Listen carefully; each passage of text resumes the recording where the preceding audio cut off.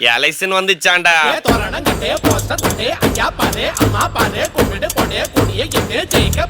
நான் ஆடு மாடு வச்சிருப்பேன், ஆனா எனக்கு சொந்த பிஞ்சை இருக்காது. பெரிய துரோகம் நம்ம கோயில்பட்டி மக்களுக்கு. மாதிரி பகுதிகளுக்கான ஒரு ஒன்றிய கவுன்சிலராவோ ஒரு பஞ்சாயத்து தலைவராவோ சிறப்பா செயல்படுறாரு. உங்ககிட்ட ஒருவேளை நிதி இல்லைன்னா சொல்லுங்க, நாம் தமிழ் நாங்களா கடைக்கடையா கொஞ்சம் நிதி வசூல் பண்ணி இல்ல எடுத்தா கட்சியை நடத்துறோம், நாங்களே கூட ஏதாவது ஒன்னா போட்டு கொடுக்கோம், அதுக்காக அனுமதி கொடுங்க. என்ன இல்ல நம்மளும் அப்படித்தான், என்ன மாற்ற போறதுலாம் இல்லை. நாம் தமிழர் கட்சியோட வேட்பாளர் வழக்கறிஞர் பாண்டி. நிலத்தை பொறுத்தளவில் சொல்லணும்னா 2001 ஜெயலலிதா அம்மா முதலமைச்சராக இருக்கும்போது மேய்ச்சல் நிலம் அப்படிங்கிறதே கால்நடைகள் சொந்த நிலத்திலே எல்லாரும் போய் ஆடு மாடுகளை வளர்க்க முடியாது. நான் ஆடு மாடு வச்சிருப்பேன், ஆனால் எனக்கு சொந்த பிஞ்சை இருக்காது. கம்மாக்குள்ள தண்ணி நிறைய போச்சுன்னா நான் எங்க போய் ஆடு மாடை மேய்க்க முடியும்? அப்ப இதுக்கு ஒரு மாற்று வேணும்னா அந்த நேரத்துல மேய்ச்சல் நிலம்னே உருவாக்கி வச்சிருக்கிறாங்க. மேய்ச்சல் நிலம் புறம்போக்கு எல்லா ஊர்கள்லையும் இருக்கும். அந்த அரசு நிலை வைப்பாடுலேயே மேய்ச்சல் நிலம் இருக்கும், இல்லை மேய்க்கால்னு இருக்கும். அந்த நிலத்துல போய் நம்ம போய் ஒரு 30-40 ஏக்கர்ல நம்மளோட ஆடு மாடுகளை மட்டும் மேய்ச்சிட்டு வீட்டுக்கு அடைக்க முடியும். மேய்ச்சல் நிலத்தை போய் மாத்தி நீங்க காக்கி மைதானம் கட்டி தண்ணி இருந்து வெளியில கொண்டு நிறைக்கிறதுக்கு பதில் தண்ணி வாய்ப்பு அதிகம் உள்ள ஏதோ ஒரு இடத்த தானே தேர்வு பண்ணி கொடுத்துருக்கணும். அப்போ அதுவும் ஏன் பகுதிக்குள்ள இருக்கணும்னு நினைக்கிறாரு. மேய்ச்சல் நிலம், மேய்ச்சல் புறம்போக்கு, மேய்க்கால் நிலத்தை எந்த காரணத்தை கொண்டும் அரசு நிலை வைப்பாடு செய்யக்கூடாது. இது முடிஞ்சிருச்சு. 2013 இவர் செஞ்ச ஒரு மக்களுக்கு, கால்நடைகளுக்கும் விவசாயத்துக்கும் செஞ்ச ஒரு பெரிய துரோகம் நம்ம கோயில்பட்டி மக்களுக்கு. தெரியவே தெரியாது. இதை நாங்களாம் கொண்டு போய் சேர்க்க வேண்டியிருக்கு. ஏன்னா அவங்கள பொறுத்தளவுல பரவாயில்ல, கல்லூரி வாங்கி கொடுத்துட்டாரு, காக்கி மைதானம் கட்டி கொடுத்துட்டாரு. மேய்ச்சல் நிலம்னு ஒண்ணு இருக்கிறதே இங்க பேர் தெரியல. அது தெரியாது. அது ஆனா நீதிமன்றமோ இப்ப ஒரு பொது வாழ்வில் வாழ்ற நம்மள மாதிரி நிறைய பேருக்கு தெரியும். அவங்க கொண்டு போய் சேர்க்கறதுக்கான கள சூழல்ல நம்ம அதை போய் சேர்க்கிறோம். அது போக இப்போ கூட போன வாரத்துல நினைக்கிறேன் கடைசியா கூட சட்டமன்றத்துல இதே நம்ம ஐயா கடம்பூராஜ் போய் கேட்கிறாரு, அரசு ஆய்வு மாளிகை கோவில்பட்டிக்குள்ள வேணும். கோவில்பட்டிக்குள்ள தானே கேட்க முடியும். கோவில்பட்டிக்குள்ள அரசு ஆய்வு மாளிகை வேணும். ஏன்னா அரசு ஒரு முதலமைச்சர் வராரு, பிரதமர் வராரு, ஒரு தங்குறதுக்கான ஒரு அரசு ஆய்வு மாளிகை வேணும்னு கேட்கிறாரு. அது எங்க கேட்கிறாருன்னா இதே மேய்ச்சல் நிலத்தை நிலை வகைப்பாடு வச்சிருக்கக்கூடிய அந்த கல்லூரி, அந்த காக்கி மைதானம் அது பக்கத்துல இருக்க இந்த இடத்துல தான் வேணுங்கிறாரு.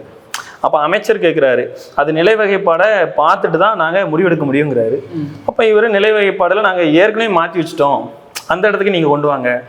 என்ன வந்தாலும் சரி, ஒரு முக்கியமான கோவில்பட்டியில ஒரு முக்கியமான ஒரு வளர்ச்சி திட்டம் வந்ததுன்னா அது கிருஷ்ணாநகருக்குள்ள போகணும்.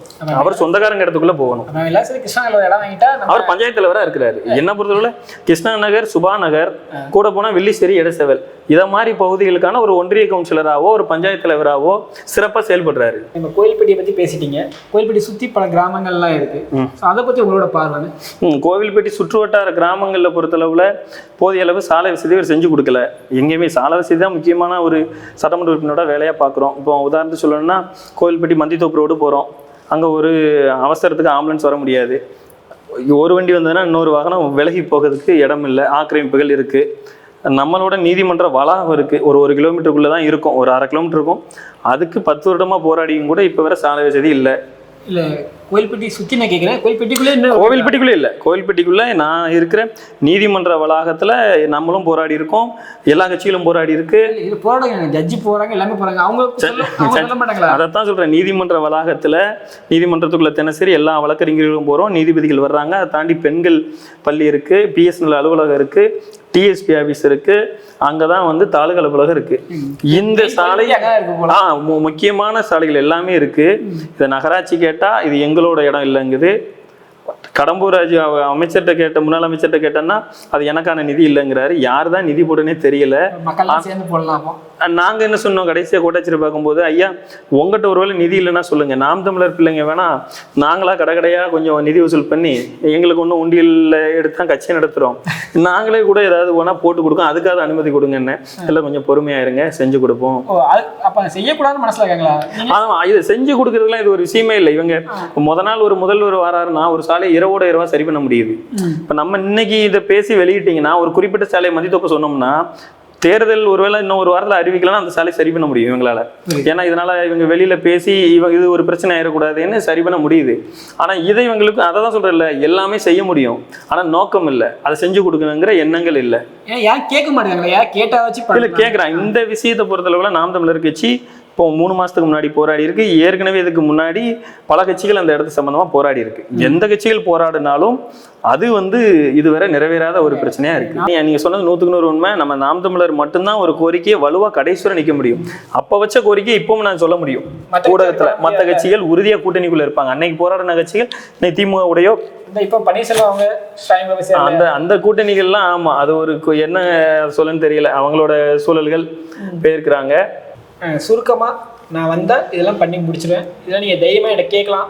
நான் ஜெயிச்சதுக்கு அப்புறம் என்ன எப்படி உங்களை கான்டாக்ட் பண்ணலாம் இருக்கலாம். இப்போ ஜெயிக்க வரைக்கும் நீங்க தான் அவங்க போய் பாக்கீங்க, ஜெயிச்சதுக்கு அவங்க உங்களை பார்க்கணும்ல, அதுக்கு நீங்க என்ன வழிமுறை வச்சு? இல்லை, அதாவது ஒவ்வொரு சட்டமன்ற உறுப்பினருக்கும் சட்டமன்ற அலுவலகம்னே ஒன்று இருக்குது. அது தினசரி திறக்கப்படணும். காலைல இருந்து சாயந்தரம் வரை அந்த பணி நேரத்துல திறந்திருக்கணும். ஆனா அதுவே இங்க எங்க இருக்குன்னே பாதி பேருக்கு தெரியாது. சட்டமன்ற உறுப்பினர் அங்க போனோம்னா எப்பவுமே கொடியோட எந்த கட்சிக்காரர் சட்டமன்ற உறுப்பினர் இருக்காரோ அவரோட கட்சிக்காரங்க 3 பேர் கார் நிற்கும். அது மட்டும்தான் இருக்கிறதுனால அவங்களோட வீட்டுக்கு போனால் தான் பார்க்க முடியும் சூழல் இருக்குது. நம்ம அப்படி இல்லை. நம்ம என்ன நினைக்கிறோன்னா, வரும் தேர்தலில் ஜெயிச்சோன்னா எல்லாருக்கும் நம்ம இப்போவே துண்டு நோட்டீஸ் அடிக்கிறோம், வீட்டு கொடுக்க அடிக்கிறோம். எல்லா துண்டு நோட்டீஸ் நம்மளோட எண் போட்டு தான் நம்ம கொடுக்க போகிறோம். இந்த எண் தான். இப்போ போன தேர்தல் நின்ன வேட்பாளரும் சரி, எம்பிக்கு நின்ன வேட்பாளரும் சரி, எந்த தேர்தல்னாலும் நிற்கக்கூடிய வேட்பாளரோட எண் 5 வருஷத்துக்கு முன்னாடி விளாத்திக்குளத்தில் நின்ன வேட்பாளர் இப்பவும் நிற்கிறாரு. அப்போ வச்சிருந்த அதே எண் தான் இப்பவும் வச்சிருக்கிறாரு.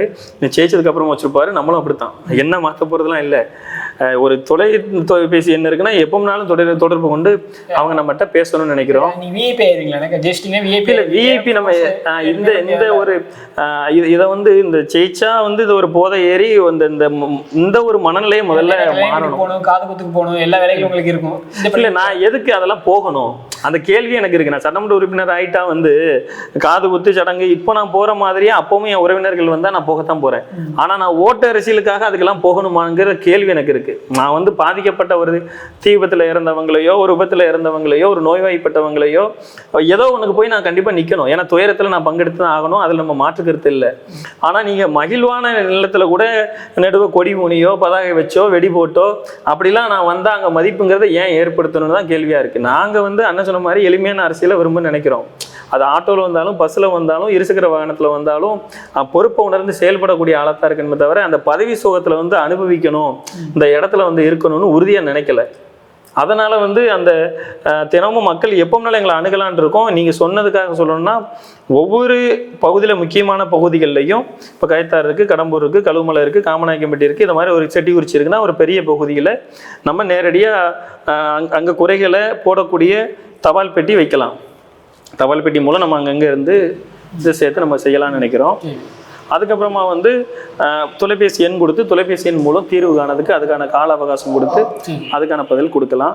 நேரடி சந்திப்புகள் அந்தந்த பகுதியில் வாரத்துக்கு ஒரு நாளாவது நம்ம மனு வாங்கி அதுக்கான பதில்கள் கொடுக்கலாம்னு நினைக்கிறோம். சரி சரி. அப்போ எல்லாமே ஈஸியாக தொடர்பு உறுதியாக அதில் மாற்றமே இருக்காது. அதெல்லாம் நம்ம இன்னொரு வெளிப்படையான விஷயம் என்ன சொல்ற போறோம்னா, சுதந்திரம் அடைஞ்சு 75 ஆண்டுகள் எத்தனை பேருக்கோ மாறி மாறி நீங்க வாக்குகள் செலுத்திருப்பீங்க. இங்க ஐயா ஒரு முறை நீங்க அழகர்சாமி ஐயாவுக்கு இங்க உள்ள என் முன்னோர்கள் உங்க முன்னோர்கள் வாக்கு செலுத்தி அவரை உட்கார வச்சாங்க கம்யூனிஸ்ட்ல.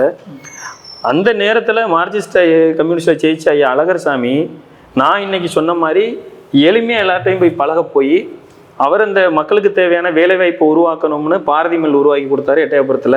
நான் சொல்கிற பால் உற்பத்தி நிலையம் வேணும்னு சொல்லி அப்போவே எட்டயபுரத்தில் சொசைட்டி உருவாக்குனாரு. அப்படிலாம் மக்களுக்கு தேவையான வேலைகளை உருவாக்கி தர போய் தான் அவர் தொடர்ச்சியாக 6 முறை இருக்க முடிஞ்சுச்சு. அப்போ அந்த மக்களோட இந்த 5 வருஷம் எனக்கு கொடுக்குறீங்க, நான் 5 வருஷம் உங்களோட நான் இருக்க போகிறேன், பயணிக்க போகிறேன், உங்களோட குறைகளை கேட்க போகிறேன், உங்களோட இருந்து நான் சரின்னு சொன்னால் என்னை ஜெயிக்க வைக்க போகிறீங்க, தவறுன்னு சொன்னா நான் இங்கே தான் இருக்க போறேன்னு சொல்லி இது மன்னராட்சி கிடையாது. நானே நினைச்சாலும் அடுத்து இருக்க முடியாது. மறுபடியும் உங்க கைக்கு தான் வரப்போகுது. இனி தூக்கி எறிஞ்சிருங்க. அது 6 மாசங்கிறது நான் உறுதியை இப்பவும் சொல்றேன். அந்த 4 கோரிக்கைக்கு 6 மாசம் தான். அந்த 4 கோரிக்கை ஒரு வேலைவாய்ப்பு பயிற்சி மையம், காட்டுப்பணி அளிக்கிற விஷயம், எம்ஆர்ஐ ஸ்கேன் வசதி, நகர் பகுதி மக்களுக்கு பட்டா வாங்கி கொடுக்கறது, இந்த 4 உறுதியா 6 மாசத்துல செஞ்சு கொடுக்குறோம். அப்படி இல்லைன்னா உறுதியா நம்ம இதுல நிக்கல. அது போக 5 ஆண்டுகள்ல நம்மளால இப்ப நான் சொல்லக்கூடிய எல்லாத்தையுமே செஞ்சிட முடியுமான்னா, நாம் தமிழர் ஆட்சி அமைஞ்சதுன்னா 100% செஞ்சிட முடியும். அதில் நான் உறுதியாக இருக்கிறேன். அதில் அண்ணன் வந்து எனக்கு அதெல்லாம் செஞ்சு கொடுக்க மாட்டேன்னு சொல்ல போகிறதில்ல. ஏன்னா நான் கேட்குற ஒன்று என் வீட்டுக்கு கேட்க போகிறதில்ல. இங்கே மக்களோட வழியை உணர்ந்தவர், அவரும் இதை மாதிரி காட்டில் இருந்து வளர்ந்து வந்தவர், எளிமையாக வந்ததுனால எல்லாரோட சூழலும் தெரியும், அதை செஞ்சிட முடியும். ஒருவேளை மாற்றுக் கட்சியில் அப்படி இப்படி இருந்து இங்கே மாறினாலும் கூட அப்படி நான் சரியாக செய்யலை, என்னோட பணியை நான் சரியாக செய்யலை அப்படின்னா உறுதியாக அடுத்த தேர்தலில் நீங்களே என்னையே தூக்கி வெளியேற்றிருங்க. அது அவங்களோட கையில் தான் இருக்குது. நீங்கள் வாக்கு போட்டு தான் நம்ம உட்கார போகிறோம். அதனால அந்த விஷயத்தில் நான் உறுதியாக உடன்படுறேன். நம்ம கோயில்பட்டி சட்டமன்ற தொகுதியில் எல்லாம் நிறைய குறைகள் எல்லாமே சொல்லிட்டாங்க. அண்ட் என்ன சொல்கிறாங்க, என்னால் பண்ண முடியல அப்படின்னா 6 மாதம் நான் ரிசைன் பண்ணுற அளவுக்கு யாருமே சொல்ல மாட்டாங்க, நம்ம அண்ணன் சொல்கிறாங்க. ஸோ அதனால் ஆனால் கடைசியாக என்ன சொல்லணுமோ சொல்லி முடிச்சாங்க. ஆமாம், வணக்கம். அதாவது கோவில்பட்டி தொகுதி மக்களுக்கு சொல்கிறோம், எத்தனையோ ஆட்சியாளர்களையும் காட்சிகளையும் பார்த்துட்டீங்க. வரும் தேர்தலில் ஒரு முறை எனக்கு வாக்கு கொடுங்க. உறுதியாக நான் சொல்கிறேன், இந்த 6 மாதத்தில் 4 கோரிக்கையை உறுதியாக செஞ்சு கொடுப்போம். அது போக எங்களோட செயற்பாட்டு வரைவில் வேலைவாய்ப்புக்கு, மருத்துவத்துக்கு எல்லாத்துக்குமே தனித்தனியாக அச்சிட்டு உங்கள்கிட்ட வந்து நாங்கள் அதை கண்டிப்பாக சேர்ப்போம். இந்த ஒரு தேர்தலில் வாக்கு கொடுங்க. 5 ஆண்டுகளில் நாங்கள் சொன்னதெல்லாம் செஞ்சு கொடுக்க முடியல, நான் சரியாக பணியாற்றலை, நான் பதவிக்காக வரல, பொறுப்புக்காக வர்றேன். இதை சரியாக செஞ்சு கொடுக்க முடியலைன்னா நீங்களே நீ தூக்கி எறிங்க. ஏன்னா அடுத்த 5 வருஷம் கழிச்சு இது மன்னராட்சி இல்லை, நானே இங்கே உட்காந்துக்கிட முடியும்னு கிடையாது. மறுபடியும் உங்கள் கையில் தான் அந்த வாக்கு அதிகாரம் வரப்போகுது. இப்போ இந்த நாம் தமிழர்கள் ஆட்சியில் இந்த ஒரு எளிமையானவன் இங்கே ஒரு சட்டமன்ற உறுப்பினராக இருந்து சரியாக செஞ்சால் நம்பினா மட்டும் நீங்கள் அடுத்த முறை வாய்ப்பு கொடுக்கலாம். அதை உறுதியாக செய்வோங்கிற ஒரு நம்பிக்கையோட வரும் தேர்தலில் விவசாய சின்னத்துக்கு வாக்களித்து வெற்றி பெற செய்யுங்கன்னு தாழ்மையோடு கேட்டுறேன். நன்றி, வணக்கம்.